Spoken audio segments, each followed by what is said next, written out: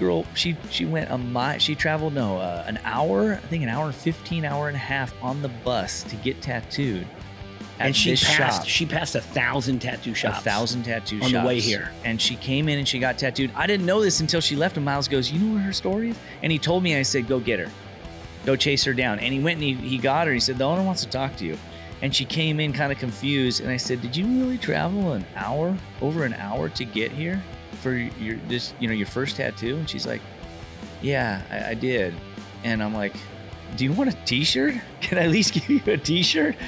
And she picked her own shirt and she was stoked and she left. But that's a special moment for her. She just left and she came in and got her first tattoo in here and left a tiny bit of more magic in the place and left with some as well. You know what I mean? And man, I love that shit. That shit makes my day.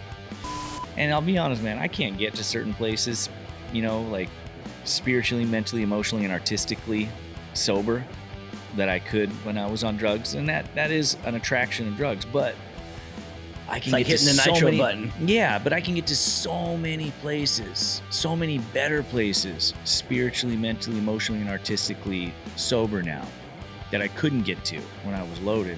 It's such a better path for me personally.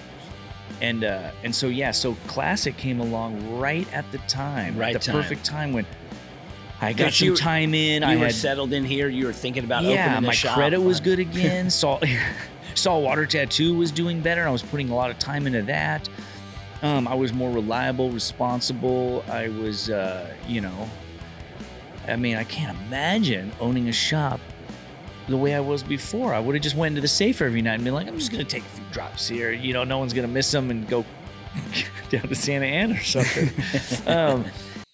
Well, you're going to still name it Classic Tattoo?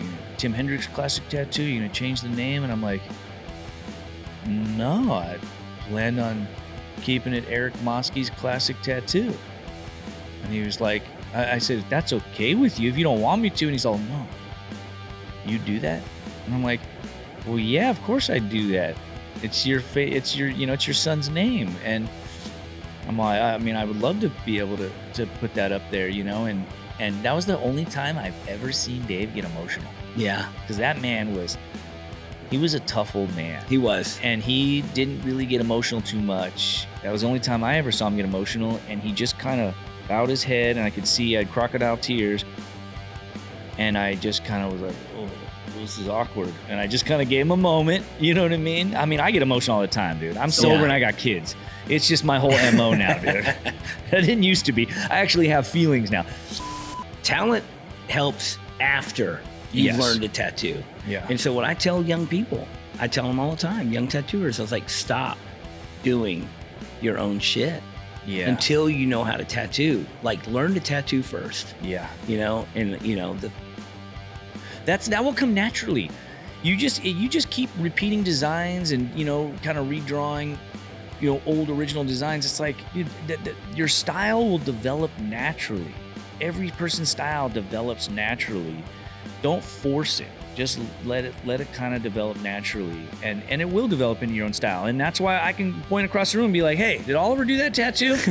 And you could probably do it with one of mine. And that's one of my biggest accomplishments. If I can do a tattoo and another tattooer can be like, hey, did Tim Hendricks do that tattoo? Yeah. That's it, dude. I don't need any more than that.